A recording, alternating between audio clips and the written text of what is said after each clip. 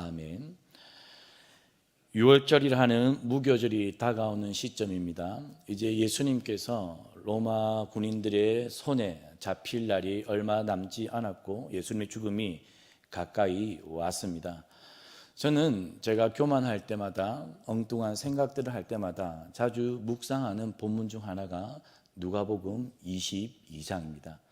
이 본문에는 예수님은 죽음을 작정하고 그 죽음을 회피하지 않고 하나님이 정하신 그 죽음의 잔을 마시기 위해 그 정중앙으로 걸어가시고 마지막 유월절을 제자들과 함께 마시고 그들의 제자들의 발을 씻기는 장면입니다. 예수님의 그 죽음의 길을 둘러싸고 있는 많은 등장인물들이 있습니다. 첫 번째, 종교 지도자들, 그리고 예수님의 제자들, 예수님을 파는 유다. 그러나 그 어떤 한 사람도 예수님이 지금 죽으러 가는 것에 대해 질문하거나 헤아리거나 예수님이 무엇을 향해 예루살렘 한복판 중앙으로 걸어가시는지 이해하는 사람이 아무도 없는 본문이 바로 누가복음 22장입니다.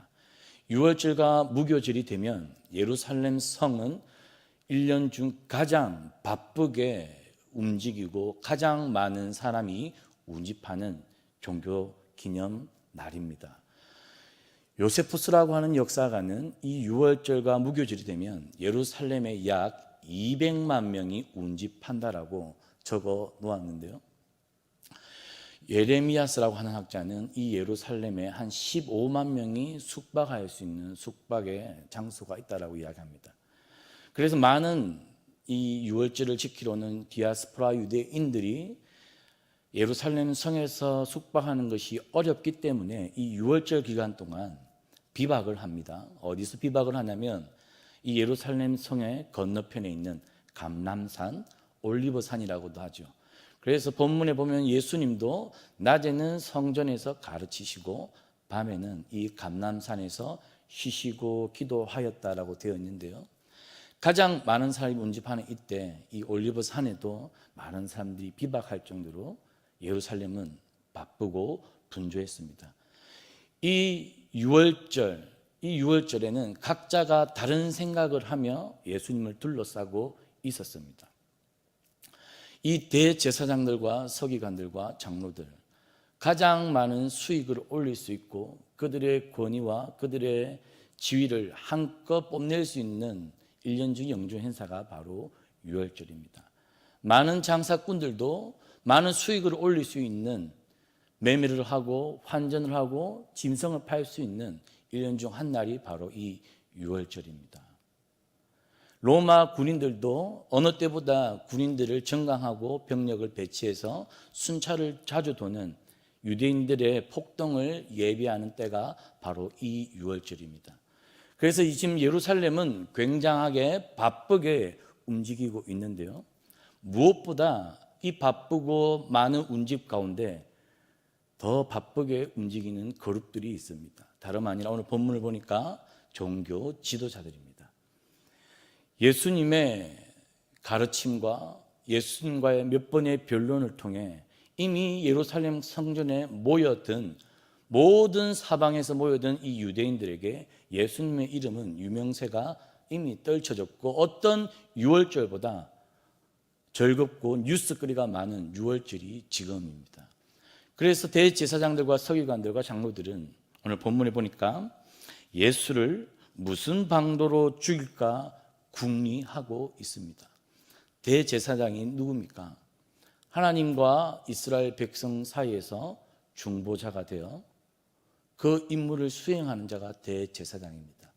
서기관들은 율법을 가르쳐서 장차올 메시아를 내다보며 백성들이 율법 안에 신실하게 살도록 준비시키는 자가 서기관이지만 그들은 영적인 눈이 멀어 메시아를 보지 못할 뿐만 아니라 메시아를 죽일 궁리를 하고 있는 모습, 얼마나 안타까운 장면입니까? 오늘 또 한 사람이 궁리를 하고 있습니다. 그는 누구냐면 바로 예수님을 팔기로 작정한 그 예수님의 제자 중 한 명인 가롯 유다입니다. 예수를 넘겨줄 방도를 의논하매. 예수님의 제자 중 한 명이었던 이 가롯 유다는 열심당원이었습니다. 열심당원은 한마디로 과격분자입니다. 예수님과 함께 3번의 유월절을 지키러 3년 동안 이 예루살렘에 왔지만 예수님의 행보는 자신의 기대와 생각과 달랐던 것 같습니다. 아마 가룟 유다는 예수님이 드디어 열심당원들이 생각했던 그러한 독립과 예수님을 메시아의 모습을 기대했는 것 같지만 예수님의 행보와 가르침과 모습은 그와 달랐던 것 같습니다.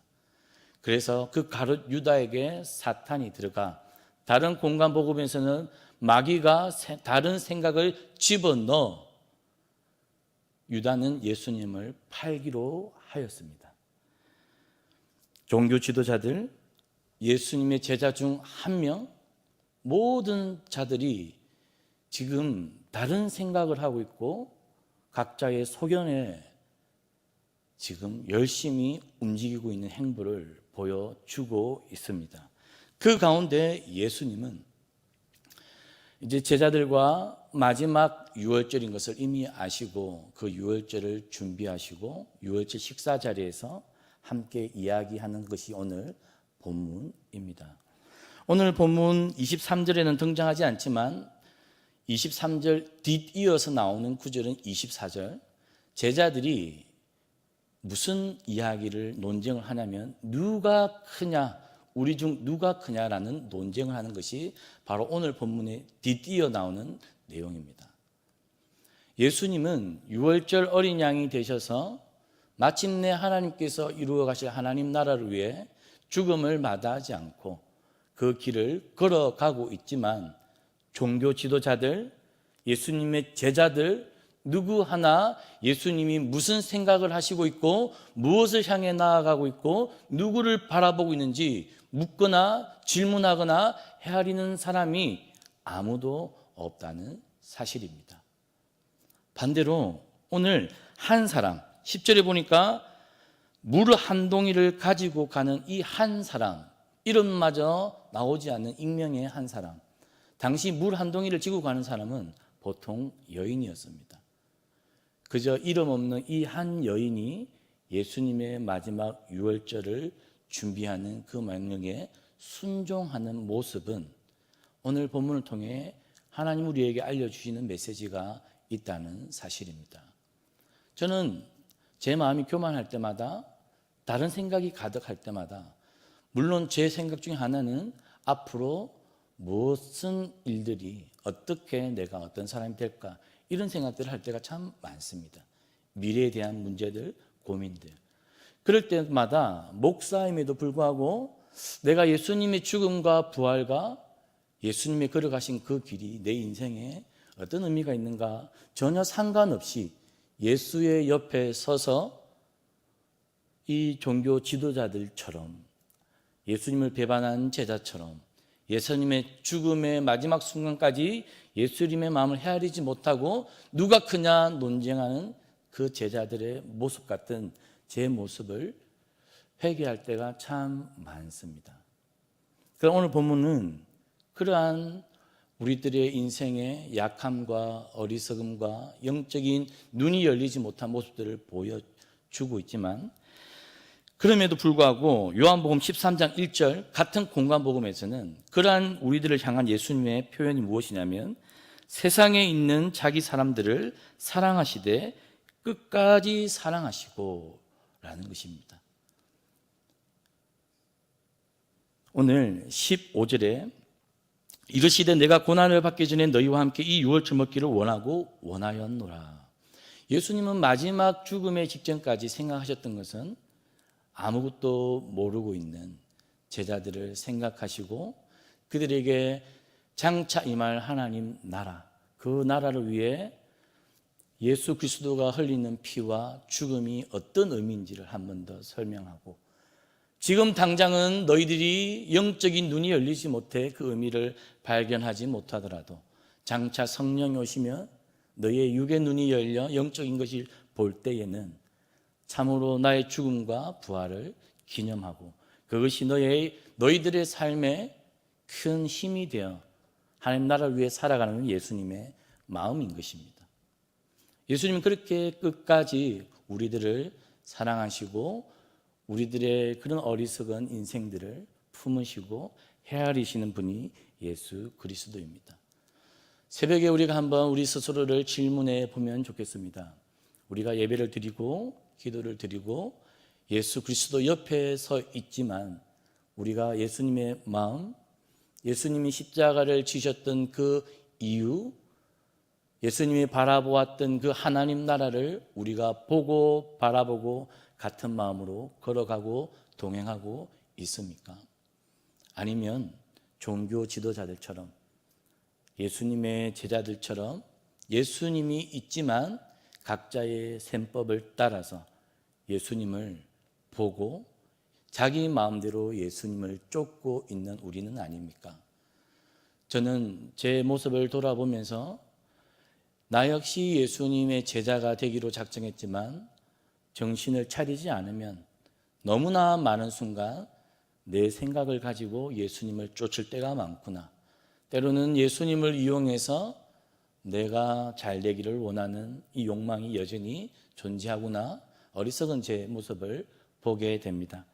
그래서 저는 이 누가복음 22장을 묵상할 때마다 제 교만한 마음, 엉뚱한 생각들 주님께서 용서해 주시고 벗겨 주실 수 있도록 이 모든 이스라엘 백성들이 이스라엘의 참된 구원을 위해 진정한 영적인 출애굽을 위해 유월절 어린 양이 되신 예수 그리스도를 보지 못했던 이 영적인 어두운 무지들을 우리가 반복하지 않도록 기도하는 새벽이 되기를 주님의 이름으로 축복합니다.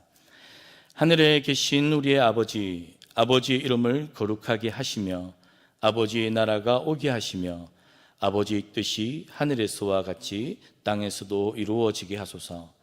오늘 우리에게 일용할 양식을 주시고 우리가 우리에게 잘못한 사람을 용서하여 준 것 같이 우리 죄를 용서하여 주시고 우리를 시험에 빠지지 않게 하시고 악에서 구하소서. 나라와 권능과 영광이 영원히 아버지의 것입니다. 아멘.